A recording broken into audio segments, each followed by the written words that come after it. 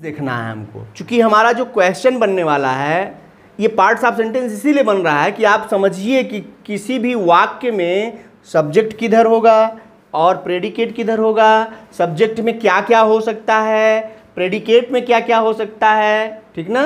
तो इसको समझने के लिए पूरे वाक्य को, कोई भी एक वाक्य जो सामने होगा उसको दो भाग में बांट दो, एक होगा सब्जेक्ट, दूसरा होगा प्रेडिकेट। जैसे यहाँ एक सेंटेंस है, मान लो ये एक वाक्य है, भाई वाक्य रहेगा अंग्रेजी में तो क्या क्रम रहेगा, अभी बताया मैंने कि अंग्रेजी के वाक्यों का जो क्रम है वो क्या है, पहले सब्जेक्ट, फिर वर्ब, फिर ऑब्जेक्ट, फिर अदर्स। ये अब जुबान पर तुम्हारे होनी चाहिए कि अंग्रेजी का जो क्रम होगा वो यही होगा, पहले सब्जेक्ट, फिर वर्ब, फिर ऑब्जेक्ट, फिर अदर्स।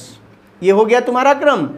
फिर मैंने ही यही बात कह दी कि अब जो सेंटेंस होगा उसके दो पार्ट, क्या, सब्जेक्ट, वो सेंटेंस के दो पार्ट, एक सब्जेक्ट और एक प्रेडिकेट। बताओ इसमें सब्जेक्ट कौन और प्रेडिकेट कौन? अरे भाई सब्जेक्ट तो ऑलरेडी लिखा हुआ है, इसका मतलब हो गया कि इसके पहले जितनी भी बातें होंगी उन्हीं को हम सब्जेक्ट कहेंगे, और इधर की जितनी बातें होंगी इसको क्या कहेंगे, प्रेडिकेट कहेंगे। इसका मतलब क्लियर हो गया ना कि कोई वाक्य लिखा होगा तो सब्जेक्ट क्या है, जो वर्ब के पहले है। फिर पॉइंट देखो कहाँ आके अटक गई, वर्ब पे। वर्ब के पहले जितना भी होगा वो सब क्या है, सब्जेक्ट पार्ट, और वर्ब से लेकर के जितना इधर है वो सब प्रेडिकेट। अब इसमें भी क्रम बनेगा, क्योंकि अब दिमाग में प्रश्न आएगा कि जैसे ये राम गोज टू स्कूल, बताओ इसमें सब्जेक्ट कौन है और प्रेडिकेट कौन है?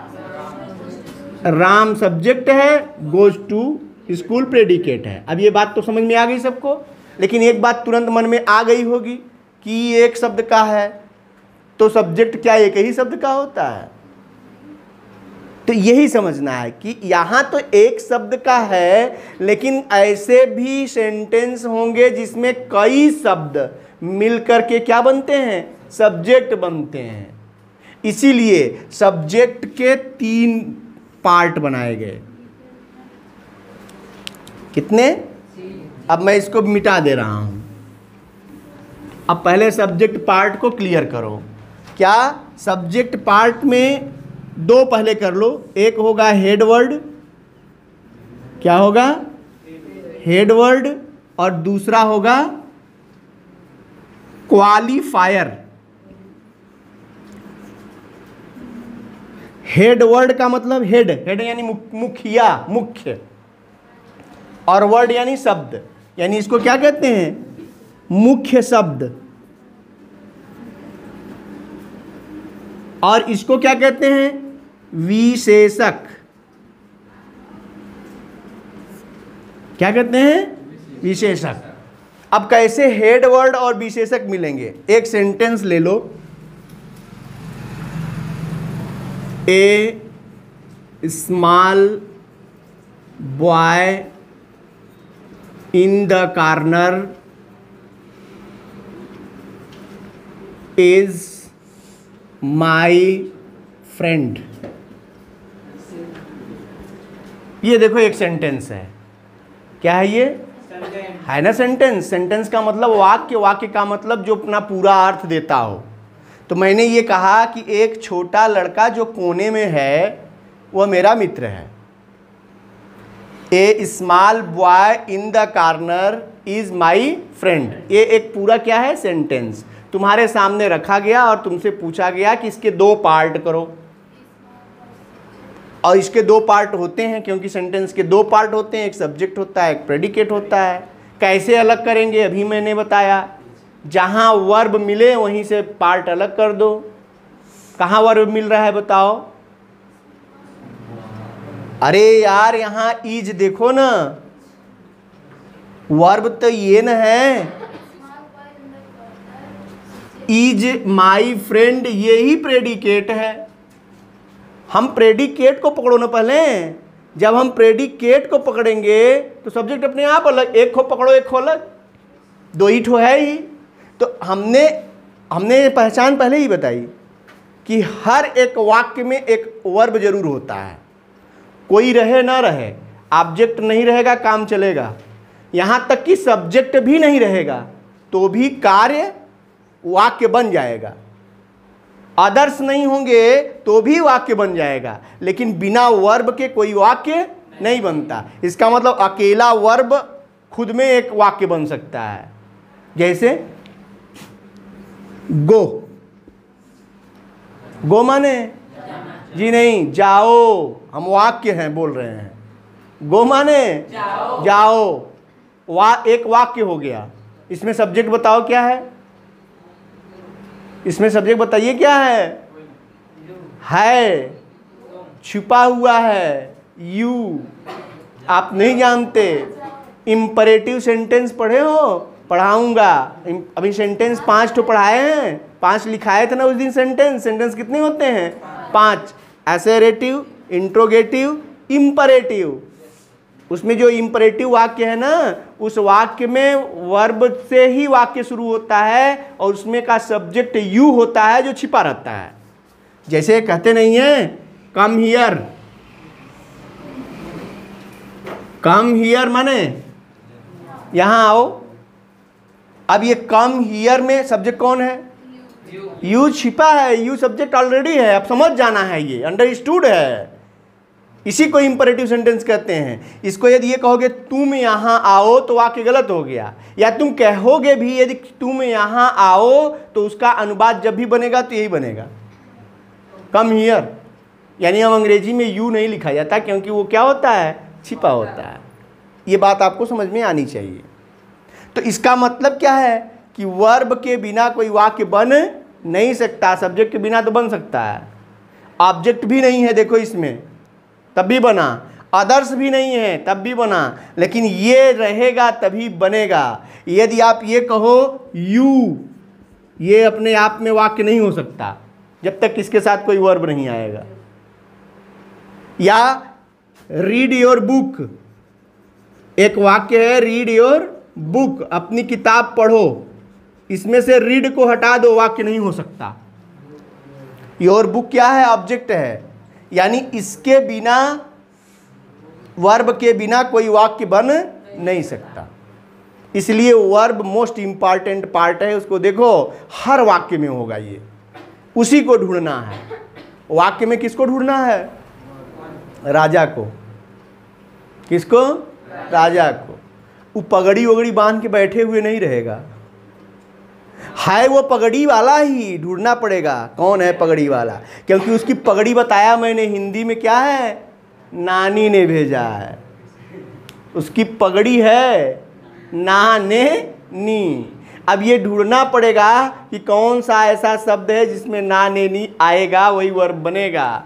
और वर्ब में अब दो बात हो गई, क्योंकि वर्ब जहाँ बात होगी वहाँ एक हेल्पिंग वर्ब भी होगा और एक मेन वर्ब होगा। हेल्पिंग वर्ब है तो हेल्पिंग वर्ब पहले लगता है, मेन वर्ब बाद में लगता है। इसका मतलब यहाँ इज। अब इज क्या है? अब इज पर बात कर लेते हैं। इज क्या है? हाँ, दुनिया के सारे टीचर यही बताएंगे क्योंकि वो भी नालायक नंबर 1 होंगे। अरे हेल्पिंग वर्ब कब होता है? तुम्हारी बात का जवाब तुम्हारी से दिलवाऊंगा मैं। ये हेल्पिंग वर्ब है ना, इज एम आर अभी तक पढ़े, तुम्हारा दोस्त नहीं है। अभी तक आपने क्या पढ़ा? इज एम आर क्या? हेल्पिंग वर्ब है, ऐसा बता दिया गया ना। लेकिन यहाँ हेल्पिंग वर्ब नहीं है। तुम बताओ हेल्पिंग वर्ब है? तुम्हें बताया गया इसलिए तुम कह रहे हो कि हेल्पिंग वर्ब। अब हम प्रमाण देते हैं कि हेल्पिंग वर्ब होता क्या है।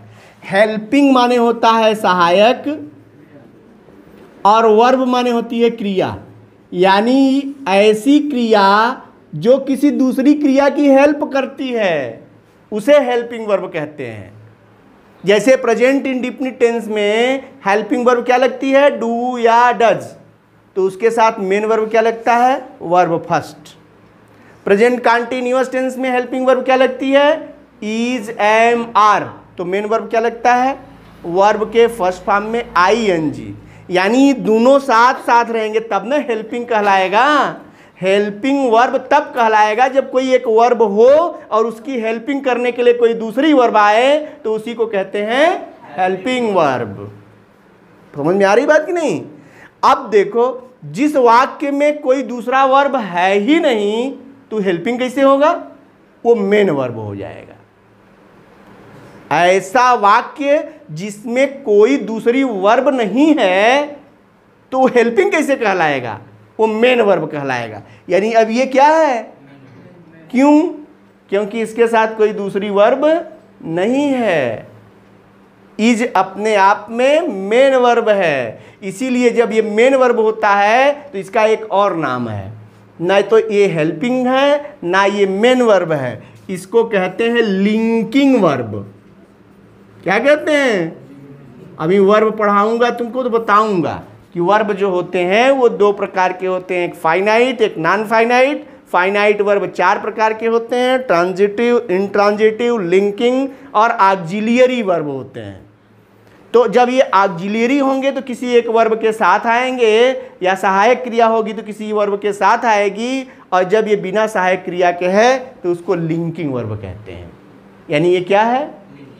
ये हेल्पिंग वर्ब नहीं है, ये क्या है? Linking verb. और लिंकिंग वर्ब मेन वर्ब के रूप में आता है। इसका मतलब ये हो गया मेन वर्ब, और इसके बाद जो आया है वो अदर वर्ड्स है, और यही है आपका प्रेडिकेट। यानी क्रिया समझ में आ गई ना? इज, एम, आर, वाज, वर, ये किससे बनते हैं पता है? कहाँ से पैदा हुए हैं? इज कहाँ से पैदा हुआ? इज कोई क्रिया नहीं है, अभी वर्ब ढूंढो उसमें कहीं वर्ब नहीं मिलेगा। जो verb first second third form पढ़ोगे उसमें क्या है? उसमें इज, एम, आर कोई क्रिया नहीं मिलती। लेकिन ये इज, एम, आर क्रिया है क्योंकि वो बनती है। किससे बनती है? बी नाम सुने हो? बी नाम का एक बाप है जिसका मतलब होता है होना, और बी में जब हम एस या ई एस जोड़ते हैं तो वो बन जाता है इज।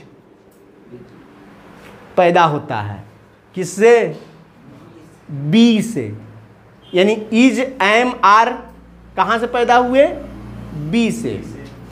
एक वचन के साथ इज होता है, बहुवचन के साथ आर होता है, और आई के साथ एम होता है।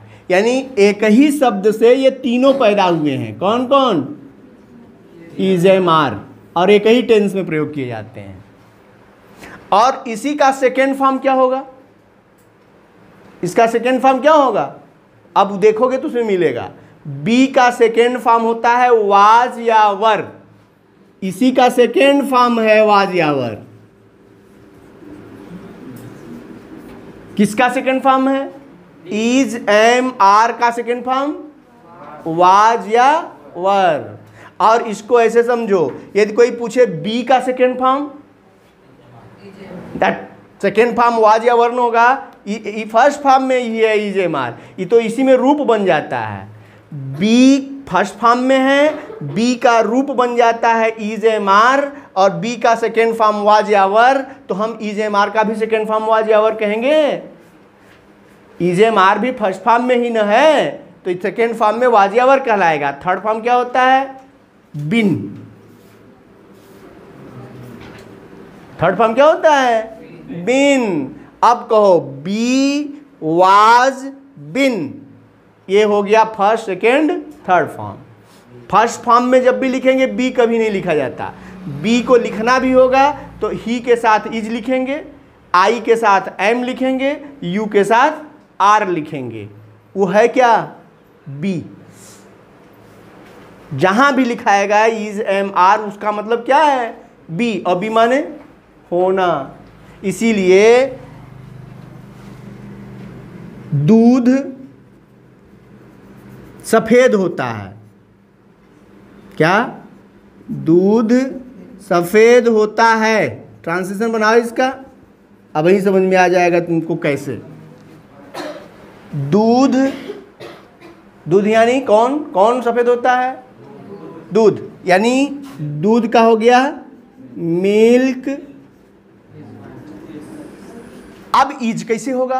क्योंकि होना की अंग्रेजी क्या होती है?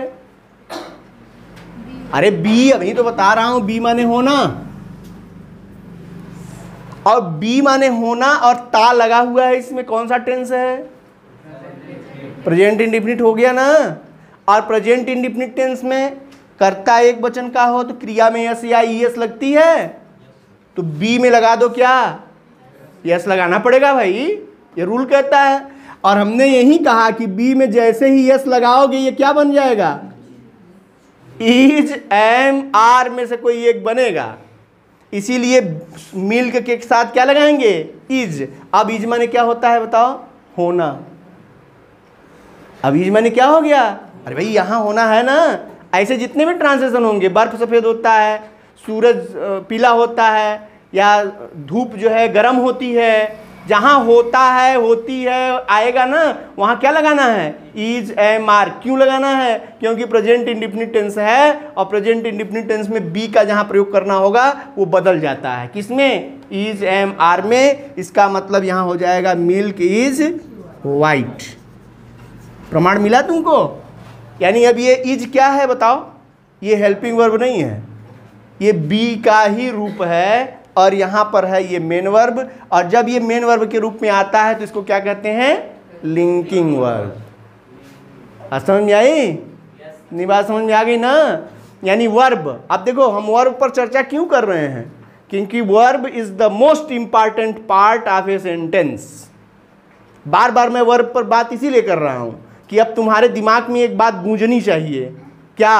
Verb, verb, verb, helping verb, main verb, verb, first form, second form, third form, ING form, S या ईएस। ये अब तुम्हारे दिमाग में गूंजना चाहिए अंग्रेजी पढ़नी है तो, क्योंकि इन्हीं के इर्द गिर्द सारी चीज़ें घूमेंगी। बात समझ में आ रही कि नहीं? तो अब ये बात क्लियर हो गई कि वर्ब में मुख्य पार्ट है और वर्ब के बाद वाला पार्ट प्रेडिकेट और वर्ब के पहले वाला पार्ट। इसका मतलब ये पूरा क्या हो गया? अब ये इतना बड़ा है, यानी ये पूरा सब्जेक्ट है। लेकिन अब इस सब्जेक्ट में भी हमने लिखा कि इसके दो भाग होते हैं, एक होता है हेड वर्ड, दूसरा होता है क्वालिफायर। बताइए इसमें हेड वर्ड कौन है और क्वालिफायर कौन है? एक ही शब्द होगा जो हेड वर्ड होता है, यानी पूरे इस इतने शब्दों में एक शब्द है जिसके बारे में पूरी बात हो रही है। कौन है वो? बॉय। अरे भाई बॉय किसके बारे में?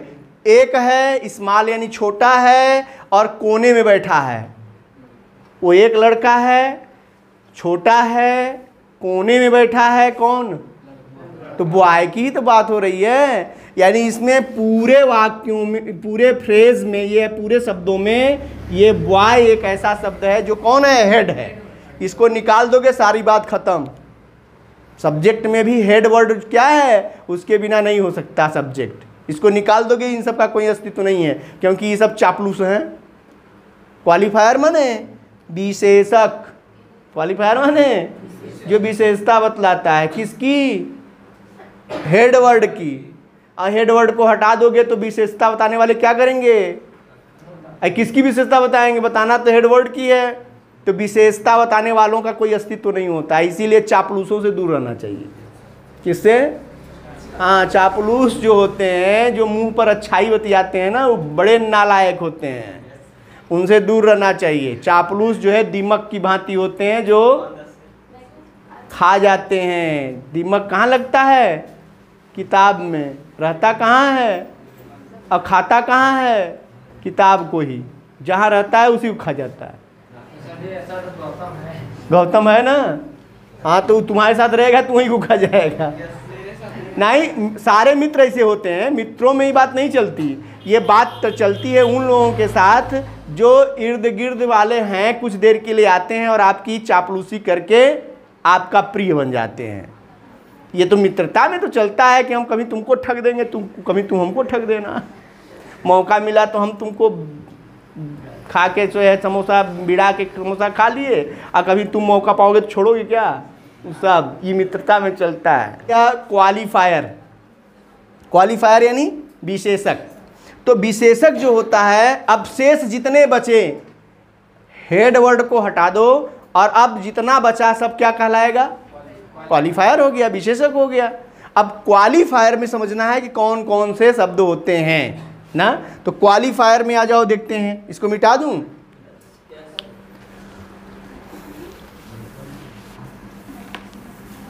यहां जो क्वालिफायर है इसके भी 3 पार्ट होते हैं। एक होता है डिटरमिनर,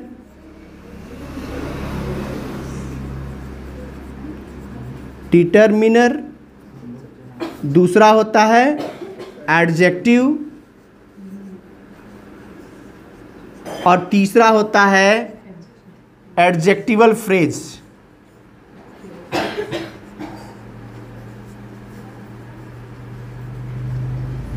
हुआ? अब डिटरमिनर क्या है? डिटरमिनर में ए, एन, द या हीज, सम, एनी लिखवाया है। ये पूरा लिखवाया है, इसको पढ़ के आना, कल पूछूंगा डिटरमिनर कौन कौन होते हैं, ठीक ना। और दूसरा वाला जो वर्ड होता है उसको कहते हैं एडजेक्टिव। एडजेक्टिव यानी विशेषण। एडजेक्टिव किसको कहते हैं? विशेषण। विशेषण वह शब्द होता है जो किसी नाउन या प्रोनाउन की विशेषता बतलाता है।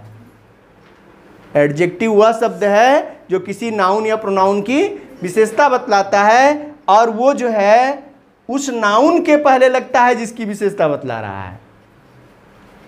तो इसमें नाउन, यही हेड वर्ड जो है वो नाउन है, और इसकी विशेषता बताने वाला शब्द कौन है? स्मॉल, यानी यही है एडजेक्टिव।